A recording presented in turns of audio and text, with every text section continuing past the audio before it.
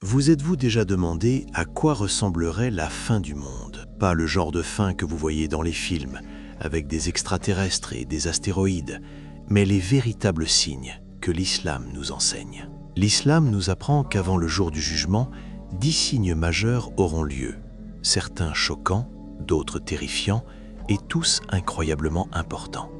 Mais ne vous inquiétez pas, nous les décortiquons de la manière la plus simple possible, afin que vous sachiez exactement à quoi vous attendre.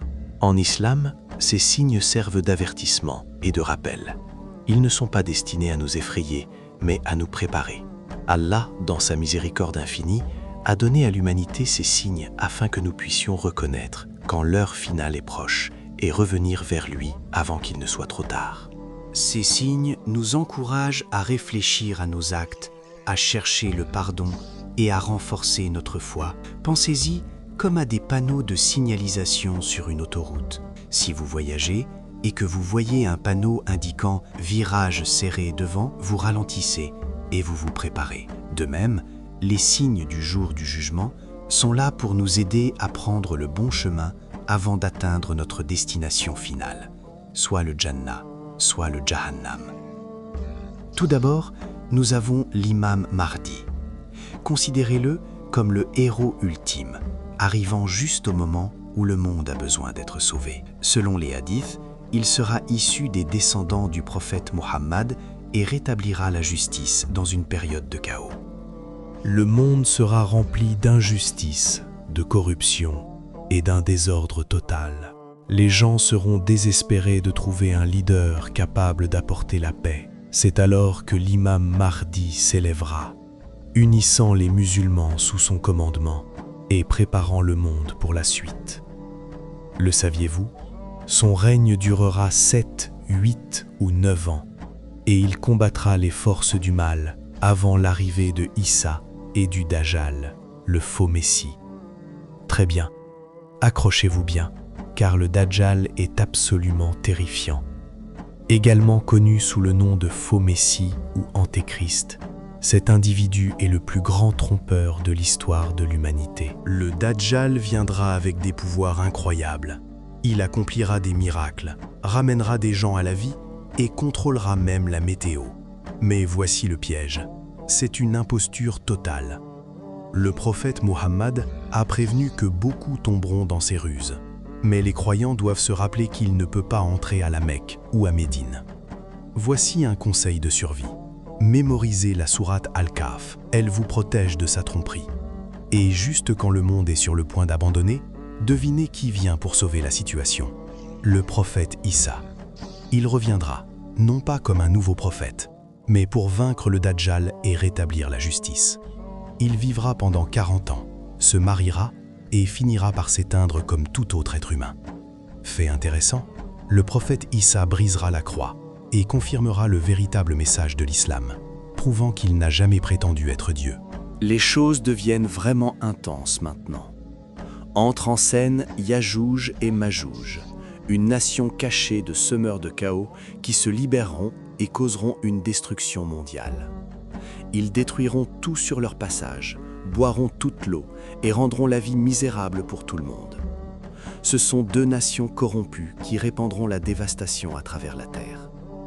Ils seront inarrêtables jusqu'à ce qu'Allah envoie une catastrophe naturelle pour les éliminer. Leur libération est l'une des plus grandes épreuves pour l'humanité. Imaginez-vous vous réveiller et voir le monde entier couvert de fumée. C'est Ad-Dukhan, une grande fumée qui recouvrira la terre, affectant à la fois les croyants et les mécréants.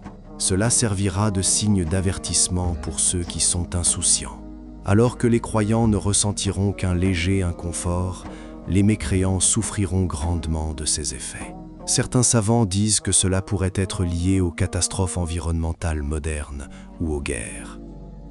Ensuite, l'un des signes les plus choquants sera le lever du soleil depuis l'ouest au lieu de l'est. Quand cela arrivera, le repentir ne sera plus accepté, ce qui signifie que les portes du pardon seront fermées. C'est un signal clair que le temps est écoulé.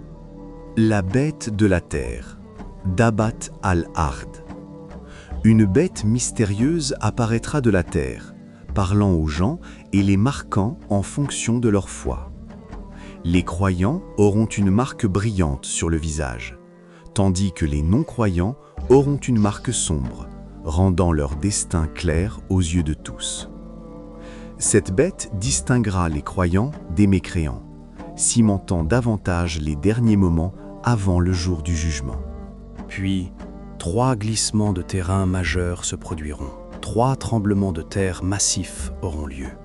Un à l'est, un à l'ouest et un dans la péninsule arabique. Ces glissements de terrain remodèleront la terre et serviront d'avertissement majeur que la fin est proche. Un feu massif émergera du Yémen, poussant les gens vers le lieu du jugement. Ce feu ne les brûlera pas, mais agira comme une force rassemblant tout le monde, les préparant pour le compte final. Et enfin, la trompe sera sonnée par l'ange Israfil. Au premier souffle, tous les êtres vivants périront. Au second souffle, tout le monde sera ressuscité pour le jugement. Ce moment marque le début de l'éternité. Avant de terminer, voici quelques faits curieux que vous ne connaissez peut-être pas sur le jour du jugement. Chaque personne sera ressuscitée dans la même forme que celle où elle est morte. Cela signifie que si quelqu'un est mort en soujoud, en prosternation, il se relèvera le jour du jugement dans ce même état. Quel honneur pour cela! Un hadith mentionne que les chèvres sans cornes obtiendront justice contre celles qui leur ont fait du mal, avant d'être transformées en poussière. Les gens transpireront en fonction de leurs actes. Le jour du jugement, le soleil sera rapproché et la sueur des gens montera en fonction de leurs péchés. Certains n'auront de la sueur que jusqu'aux chevilles, tandis que d'autres s'y noieront. Maintenant que nous avons passé en revue les signes majeurs, la question demeure: comment se préparer pour le jour du jugement? Le prophète Mohammed nous a donné des orientations claires. Voici quelques moyens clés. Renforcez votre foi. La croyance en Allah et en l'au-delà est le fondement de l'islam. Renforcez votre connexion par la prière, le dhikr et la recherche de connaissances. Cherchez le pardon. Aucun de nous n'est parfait. Les portes du repentir sont ouvertes jusqu'à ce que le soleil se lève à l'ouest. Alors, profitons de la miséricorde d'Allah tant que nous le pouvons. Augmentez les bonnes actions.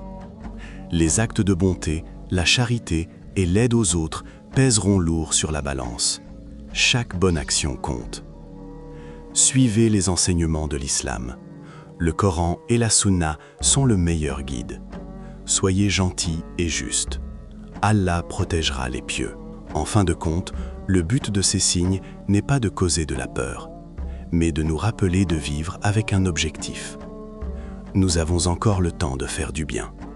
Voilà les 10 signes majeurs du jour du jugement et comment s'y préparer. Restez ferme dans votre foi. Si vous avez trouvé cette vidéo informative, n'oubliez pas de liker et de vous abonner. À la prochaine. Assalamu alaikum.